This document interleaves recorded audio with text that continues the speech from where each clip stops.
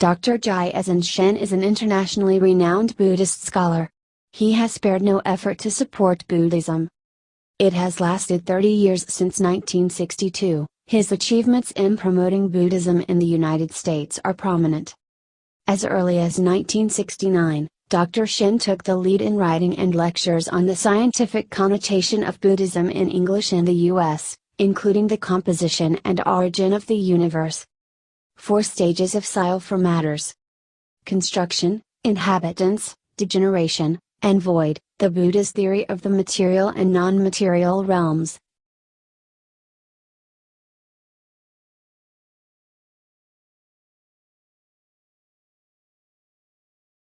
And the Buddha's theory of the 5 eyes, and so on. These were the unprecedented insight of scientific confirmation on Buddhism back then, which aroused great interest in Buddhism among scientists and advanced intellectuals.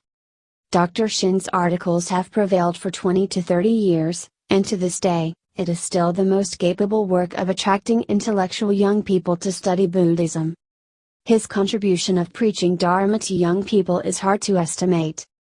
Among the young people influenced by Dr. Shen's scientifically corroborating Buddhist works, one is the tiny Peter Faun.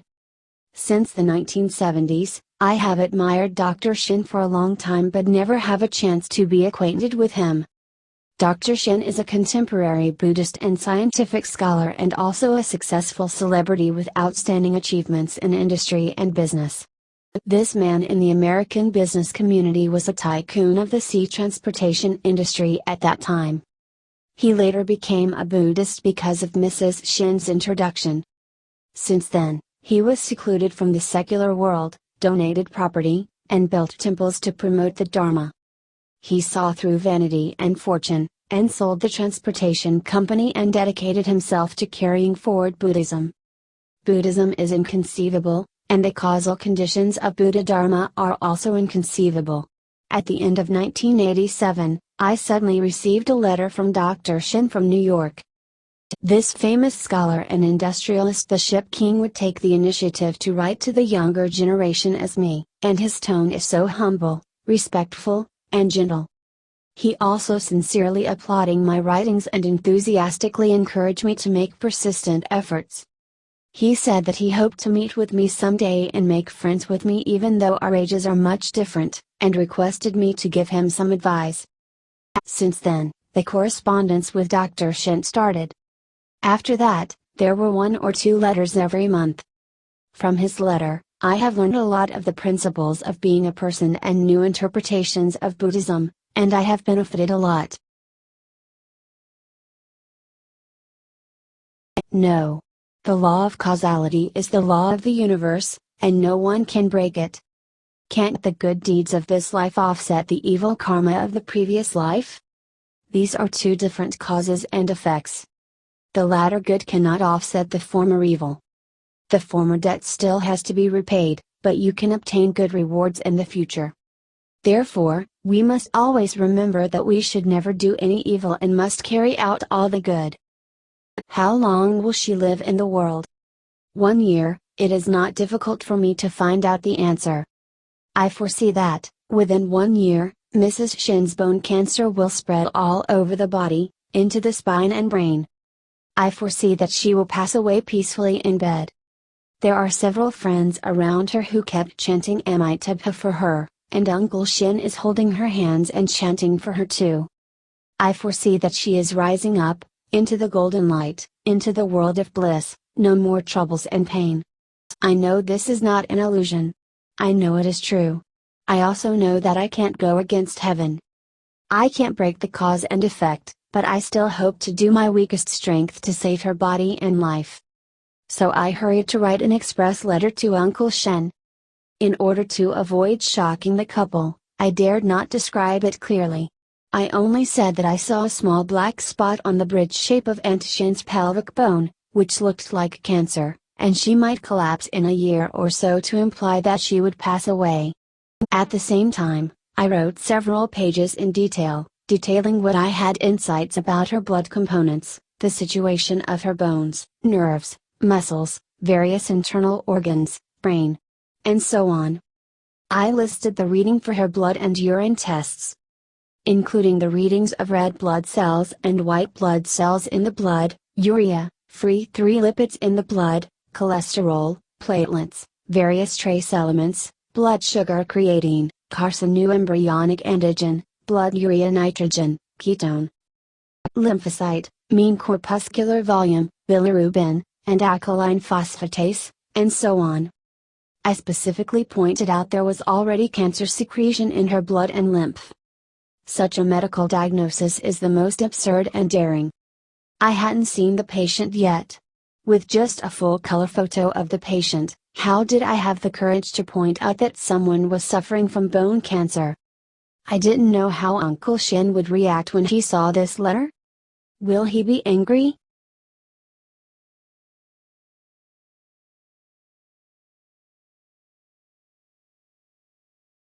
I have great confidence in the information given by Guanxi Bodhisattva, and I also know that my strength is limited. However, I also have some confidence that my self-study effort on medicine has not been wasted. Only I know how many medical books I have studied late at night so that after seeing the patient's body, I can recognize and point out what the disease is. If you don't have any medical background, you still don't know what you are seeing, no matter how powerful your celestial eyes are. My medical knowledge gained from 10 years of self-study and hard study in medicine is certainly not comparable to the doctor's profound expertise, but it is indeed a pillar of my insight. It makes me recognize at a glance which is cancerous and which is not. I can estimate the patient's blood composition readings from the celestial eye visual mimicry. Uncle Shen is very accomplished in Buddhism. Of course, he understood these principles and also understood my kindness. His cultivation is extremely high, and he is very generous. He didn't resent at all but might not fully believe my warning. However, he understood my sincerity, so he made a long-distance call to ask me and told me to be blunt about what it meant to collapse in a year. I appreciated his understanding, but he and I were new acquaintances at the time, and I still dared not to tell them all. I only said that the black spot might be malignant bone cancer. I urged him to send Aunt Shin to the hospital for examination. Uncle Shin said that apart from feeling a little tired, his wife did not feel any discomfort, but he was very grateful for my warning and would send his wife to the hospital for a detailed examination. I hope I read it wrong, I said.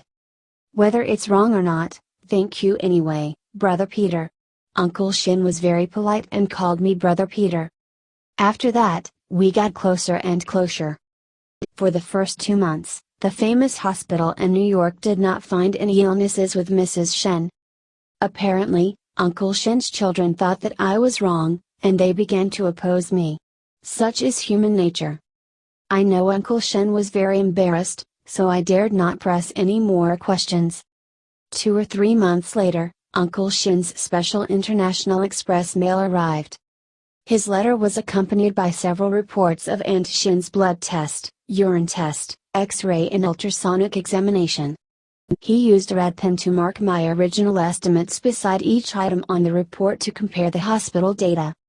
He said politely in the letter, "Brother Peter, this is the hospital inspection report on June 16, 1988. Your previous diagnosis estimates are so accurate, reaching more than 98%, which really surprised me, and I feel very admired." Uncle Shin asked me what the proper way was to treat Aunt Shen. I thought they had postponed the cure for more than 2 months, and the situation was already difficult to control. I really don't understand why the hospitals in New York are so sluggish. This is really heaven's will. I sighed, but I still had to do my best. I immediately called back and suggested that Aunt Shin should undergo surgery as soon as possible to remove the cancerous bone bridge, hoping to prevent cancer from spreading in time. Furthermore, I sent a letter to suggest some nutritional therapy. Uncle Shin and Aunt Shin adopted my nutritional therapy. However, their children rejected the surgery proposal. Who did not want their mother to suffer the pain of surgery, which is also common in humans. I again urged them to do operation as soon as possible, but none of the children of the Shin family accepted it. They believed in Christianity. Naturally, it is difficult for them to adopt my Buddhist proposal. In the family meeting, Uncle Shin was unable to convince the children. I understood his ambivalence and mental pain at that time. The children of the Shin family still thought I was alarmist, but Aunt Shin's condition finally surfaced. One day, she suddenly couldn't walk. The pain prevented her from supporting and sleeping. I observed that bone cancer had invaded the thigh bone and the kidney and liver in just a few months. It was attacking the spine and was already spreading. At this stage, it's too late for surgery, but I still recommended giving it a try. The children of the Shin family still objected, only allowing their mothers to receive radiotherapy and chemotherapy.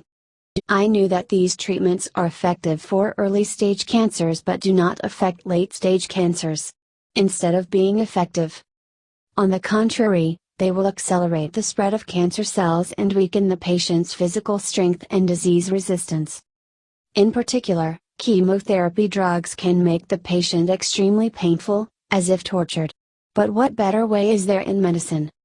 So some enthusiasts suggested Mrs. Shin accept acupuncture, paper pressure, qigong, herbal medicine. These traditional Chinese medical techniques are undoubtedly effective to a certain extent, but how can these medical techniques eliminate the cancer cells that have spread from the bones, lymphatic system, and nervous system one by one? How can you eliminate the patient's tormenting fruits caused by the bad karma of the previous lifetime or even many lifetimes ago? Even Buddhas and Bodhisattvas cannot break causes and effects, let alone mortals. Mrs. Shin is a spiritual practitioner with having a long-term vegetarian diet. She led her husband to learn Buddhism. She did all her best to protect the Dharma and donated her properties to build temples. She did good deeds all her life, so how could she still suffer from these diseases? The answer is that her karma of the previous lifetimes must be paid off, then she can go to the world of bliss with the innocent Dharma body to enjoy the pleasure and blessings, which are the reward of the good deeds in this life.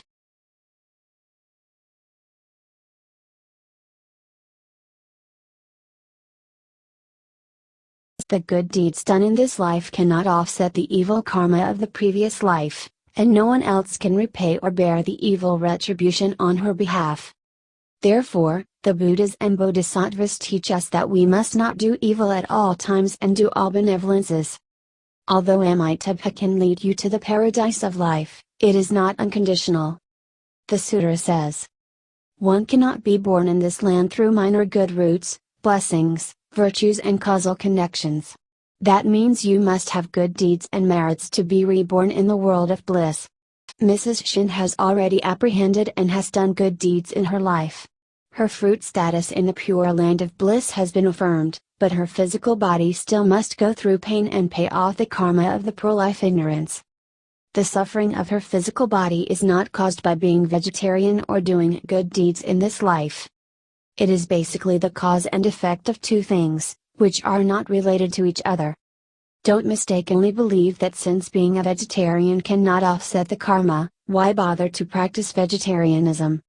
When people come to this world, everyone is more or less burdened with pro-life karma, so they are sick and suffering this life. Further, if we do not have a vegetarian diet, not learn Buddhism nor practice, which is not planting good seeds for the afterlife, the road in the future is undoubtedly rugged. While we must repay the pro-life debts, we must also strive to cultivate heart for the future at the same time. Madame Shin naturally understood these principles. She was suffering from illness silently.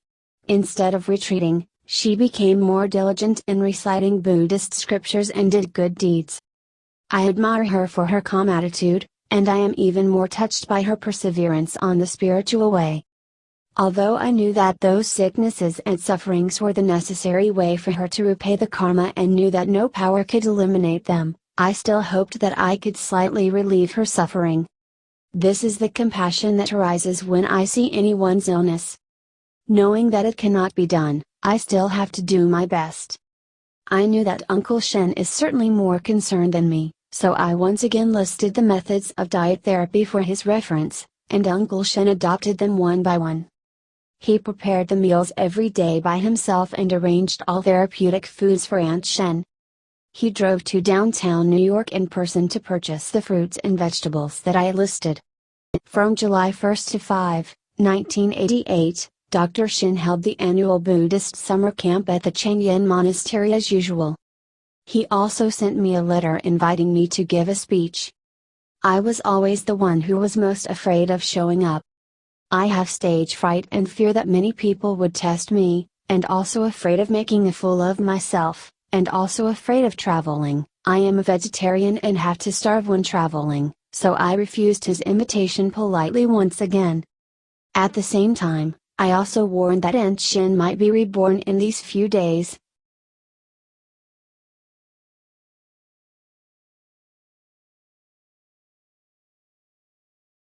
So I asked Uncle Shin to accompany her and stop teaching at the summer camp. I expected he would not listen to my advice. It was just as I had expected that he still went to the summer camp on time to lecture to the hundreds of participants. He was naturally worried about his wife, who was lying in the sickbed at home. But he appeared indifferent and did not tell the students. I could see the scene of Aunt Shin's rebirth in the small Buddha shrine of my Vancouver apartment.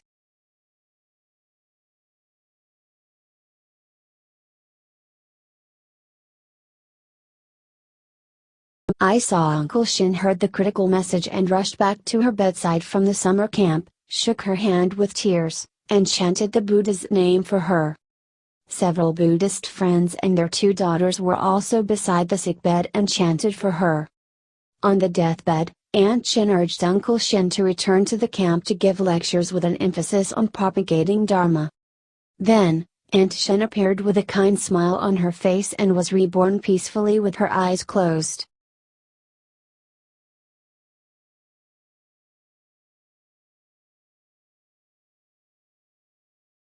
Her spiritual consciousness rose, receiving the light of Amitabha, ascending into the golden and white light. She manifested a face of about 30 years old and wore white clothes, clean and glorious and solemn. She put her palms together, shining golden light and ascending. On top of the golden light, there were Amitabha Buddha, Guanxian Bodhisattva, and Ksitigarbha Bodhisattva. After Aunt Shin's rebirth, Uncle Shin still calmly drove back to the lecture hall of the Changyin Monastery summer camp.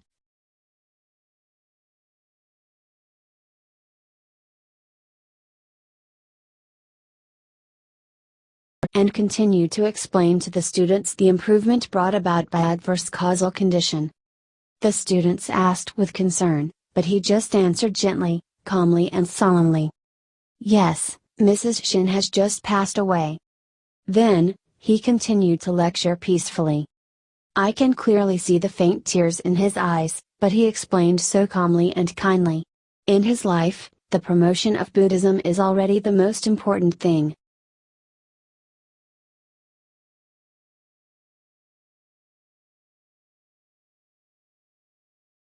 After Aunt Shin's rebirth, Uncle Shin sold his residence in Tenafly, New Jersey, and moved into the Changyin Monastery.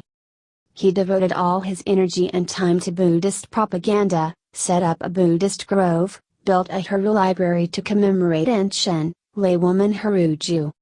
Then, he moved the Institute of World Religions from Long Island to the museum and planned to build Tai Chi study room in the Great Buddha Hall.